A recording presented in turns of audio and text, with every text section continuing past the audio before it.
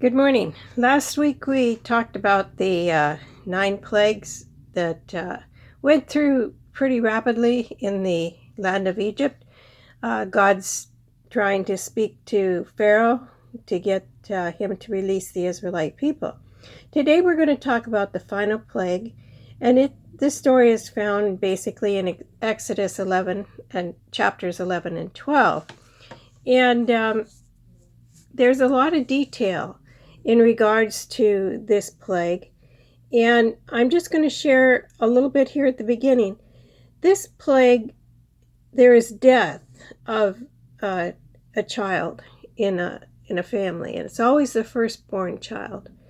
And it's a picture that God is using, or going to use, to try to explain to the Israelite people that his firstborn son, Jesus, is going to be the one who is going to be sacrificed so that people can be set free from their sin. I'm not really going to talk about that part of this story because I'm more concentrating on the Israelites at this point in time. So chapters 11 and 12 in Exodus, it says, God said to Moses, I'm going to hit Pharaoh and Egypt one final time, and then Pharaoh will let you go. When he releases you, that will be the end of Egypt for you. He won't be able to get rid of you fast enough. So here's what you need to do.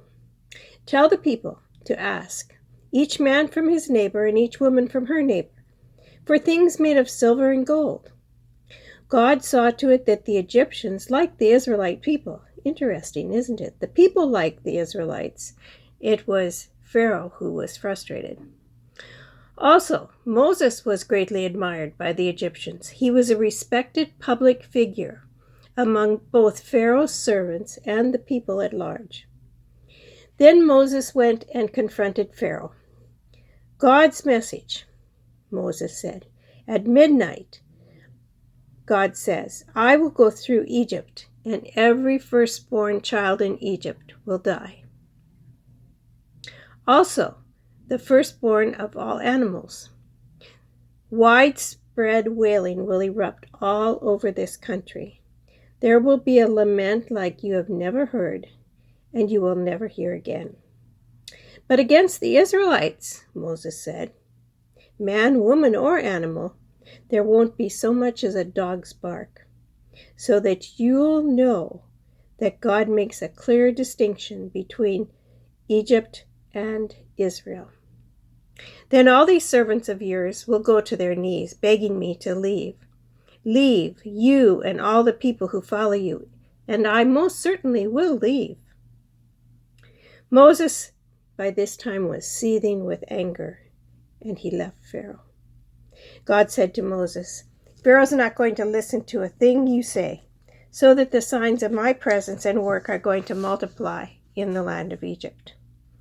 Moses and Aaron had performed all these signs in Pharaoh's presence, but God turned Pharaoh into being more stubborn than ever, and he still would not release the Israelites. So God said to Moses and Aaron while still in Egypt, this month is to be the first month of the year for you. God's changing the calendar. Address the whole community of Israel. Tell them that on the 10th of this month, the first month, each man is to take a lamb for his family, one lamb to a house. If the family is too small for a lamb, then share it with a close neighbor, depending on the number of persons involved. Be mindful of how much each person will eat. Your lamb must be a healthy male, 1 year old, and you can select it from either the sheep or the goats. Keep it penned until the 14th day of this month, and then slaughter it. The entire community of Israel will do this at dusk. Then take some of the blood and smear it on the 2 doorposts and the lintel of your houses in which you will eat it.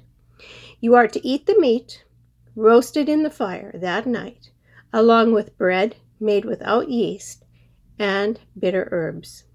Don't eat any of it raw or boiled in water. Make sure it's roasted, the whole animal, head, legs, and innards. Don't leave any of it until morning. If there are leftovers, burn them in the fire. And here's how you are to eat it. Do you get God's instructions? He's very explicit. He says, you need to be fully dressed with your sandals on and your stick in your hand, God said. Eat in a hurry. It's the Passover to God. I will go through the land of Egypt on this night and strike down every firstborn in the land, whether human or animal, and I will bring judgment on all the gods of Egypt, because I am God. The blood will serve as a sign on the houses where you live, and when I see the blood, I will pass over you. No disaster will touch you when I strike the land of Egypt. This will be a memorial for you. You will celebrate it as a festival to God, down through the generations, a fixed festival celebration to be observed always. You will eat unleavened bread, also called matzo, for 7 days. On the first day, get rid of all the yeast from your houses. Anyone who eats anything with yeast from the first day to the 7th will be cut off from the community of Israel. The first day and the 7th day are set aside as holy. You will do no work on those days. Only what you have to make for meals. Each person can do that. And keep the festival of unraised bread. This marks the exact day I brought you in force from the land of Egypt. Honor the day down through your generations, a fixed festival to be observed always. In the first month, beginning on the 14th day at evening until the 21st day at evening, you are to eat unraised bread. For those 7 days, not a trace of yeast is to be found in your houses. Anyone, whether a visitor or a native of the land, who eats anything raised shall be cut off from the community of Israel. Moses assembled all the elders of Israel, and he said, select a lamb for your families and slaughter the Passover lamb.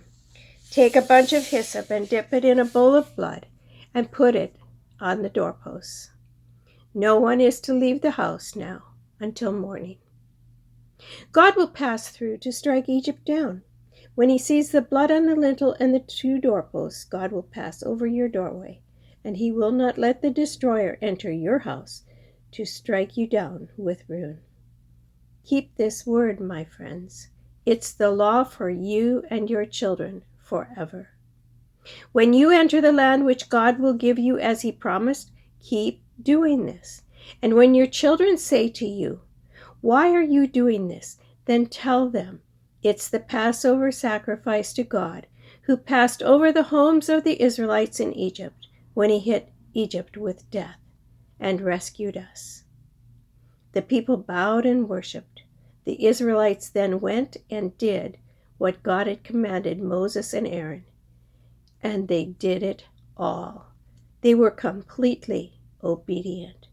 How hard is it at times in our lives, in our walk with God, to be completely obedient to what we know we are supposed to do. Going on, it says at midnight, God struck every firstborn in the land of Egypt, from the firstborn of Pharaoh who sits on his throne, right down to the firstborn of the prisoner locked up in jail. Also, the firstborn of all the animals. Pharaoh got up that night, he and all his servants and everyone else in Egypt. What wild wailing and lament there was in Egypt. There wasn't a house where there was not at least one person dead. Pharaoh called in Moses and Aaron that very night and said, would you get out of here and be done with you, you and your Israelites? Go worship your God on your own terms, and yes, take your sheep and your cattle as you have insisted, but go and bless me. Interesting. That little phrase of 3 words, and bless me. When I read that, I wondered, why would Pharaoh even think or ask at this point in time that they bless him. There's something important for us to think about, because there's times in our lives when God may want us to pray for someone who we feel has unjustly criticized us or wronged us. And God says, but bless that person. Pray for that person. Jesus was a good one to remind us of that as well in the scriptures. The Egyptians couldn't wait to get rid of the Israelites. They pushed them to hurry up, saying, "We're all as good as dead." The people then grabbed their bread dough before it had risen. They bundled their bread bowls in cloaks and threw them over their shoulders. The Israelites had already done what Moses had told them to do. They had asked the Egyptians for silver and gold, and they had given them also all kinds of clothing and cloth. And God saw to it that the Egyptians liked the people, and so they readily gave them whatever they asked for. Oh yes, and they picked Egypt clean. The Israelites moved on from Ramses to Succoth. There was about 600,000 men with all of their dependents. So that's men, not counting the children or the women. And then, interestingly, I went and looked this up. It says there was also a crowd of riffraff or miscellaneous tagging along. They figured that these were Egyptian people who had become close to the Israelite people, and they did not want to stay behind. And then there was all of their flocks and herds of livestock. They baked those unraised cakes with bread dough they had brought along. But was there going to be enough for all of each of the people? They figure that there was probably somewhere around 2 to 3 million people that were in this caravan. The Israelites had lived in Egypt for 430 years. And at the end of the 430 years, to the very day, God's entire army left Egypt. God kept watch all night, watching over the Israelites as he brought them out of Egypt. And because God kept watch, all Israel for all generations will honor God by keeping watch this night, a watch night. That is how they remember the Passover. God said to Moses and Aaron, "These are the rules for the Passover. No foreigners are to eat it. No slave. Any slave, if he's paid for and circumcised, can eat of the Passover meal. No casual visitor or hired hand can eat, though. Eat it in one house, and don't take any food outside the house." The whole community of Israel is to be included in this meal. And all the Israelites did exactly as God commanded Moses and Aaron. So, as I was thinking about all of the plagues, 10 including the death plague, what is the timeline for these plagues? They couldn't have just all happened one after the other in 10 days. I have to admit that when I think back to when I studied this as a little girl in Sunday school and vacation Bible school, different venues in church, the way it was taught, I thought there was 10 days of plagues. So I did a little bit of extra research, because in the scriptures, if you read it carefully, sometimes it says that the plague lasted for 3 days and 3 nights, or it will say that there was a break between the plagues.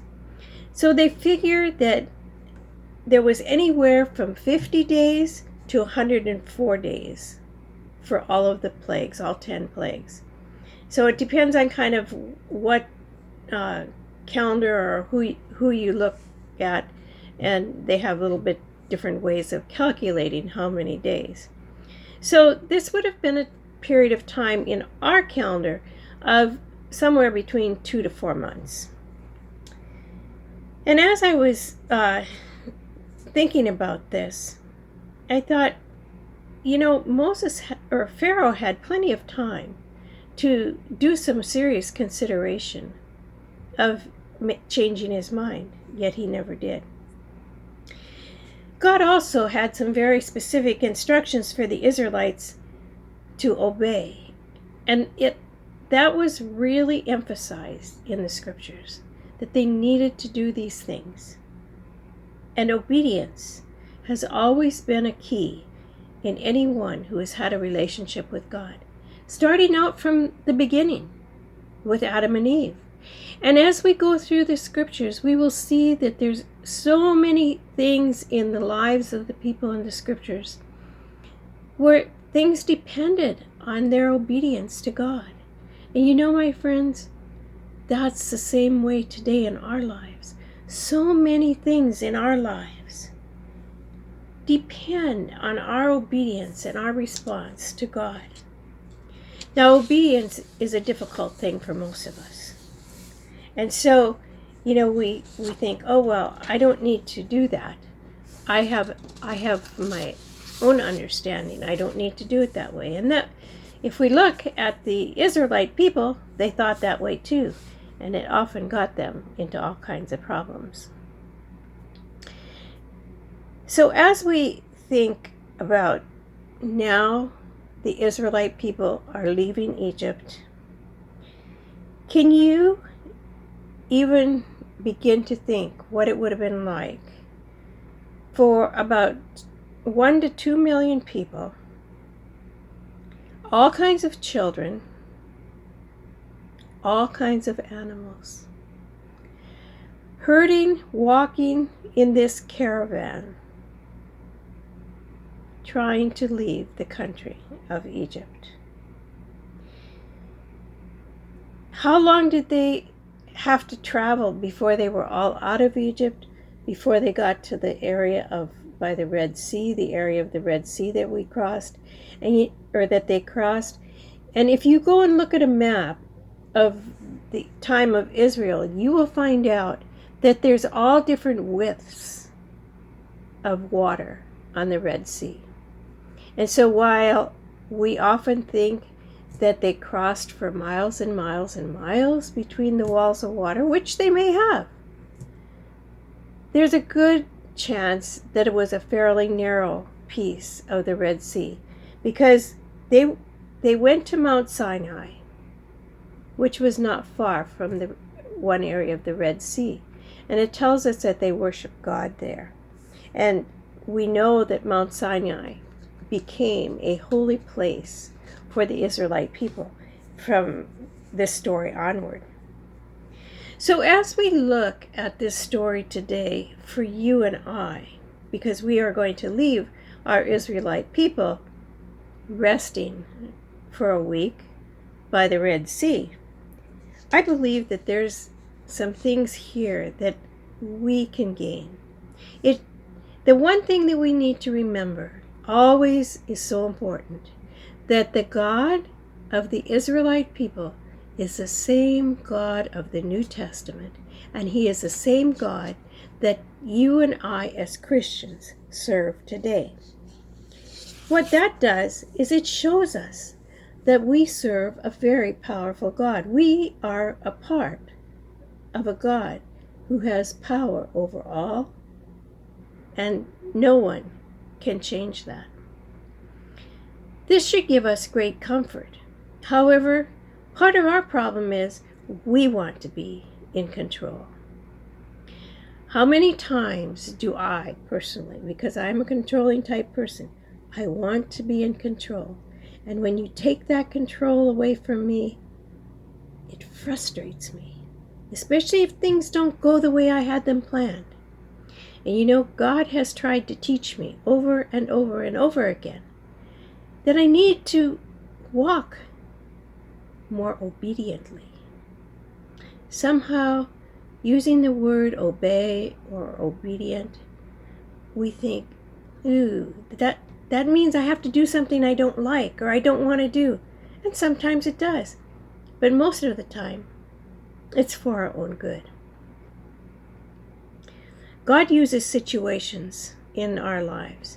Sometimes They're just normal happenings that are accented to bring people to say, wow, there must be a God. A few years ago, a humongous hailstorm came through part of Phoenix and Glendale. I was out driving. It was a pretty scary experience, but my father had taught me as a young girl, stop, don't drive. And so I stopped. That hailstorm caused damage like I could have never imagined. And frankly, I would rather not ever see that kind of damage again by a hailstorm. It's pretty scary. And you know, some of those things God uses to challenge us in our walk with Him. He wants us to realize how powerful He really is. In our country, in our state, in our world today, we as a people, whether we are Christians, whether we are Jewish Israelites, whether we are people who don't believe at all, whether we belong to other faiths, our lives are complicated today by disease. Can we call this pandemic a plague? I don't know. Could it be that God is trying to use it to get the attention of people? And then we could ask ourselves, is God trying to get the attention of His people, the people who call themselves Christians? And if so, what does He want His people to learn? And also, if it's other people, is it for punishment? Or is it to get them to also realize that God has an interest in their lives? God really did have an interest in the lives of the Egyptians, even though Pharaoh didn't recognize it. Some of the Egyptians obviously did. Some of them went along with the Israelite people. But they were all ready and willing to share what they had with the Israelite people, knowing that the Israelites were going to take it with them.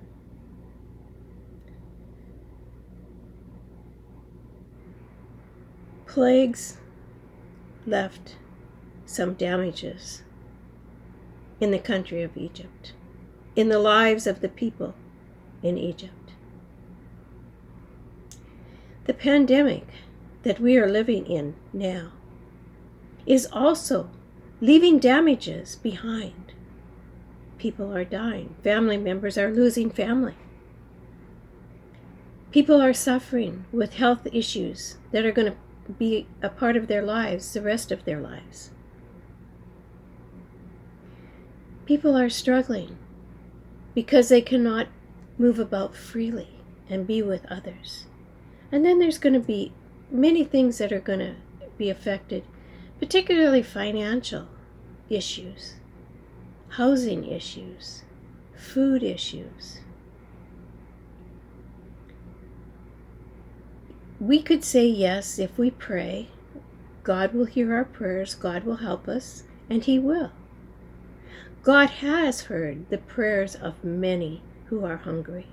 And He has provided people who are able to gather food and pass it out, who can take it and deliver it, so people are not going hungry.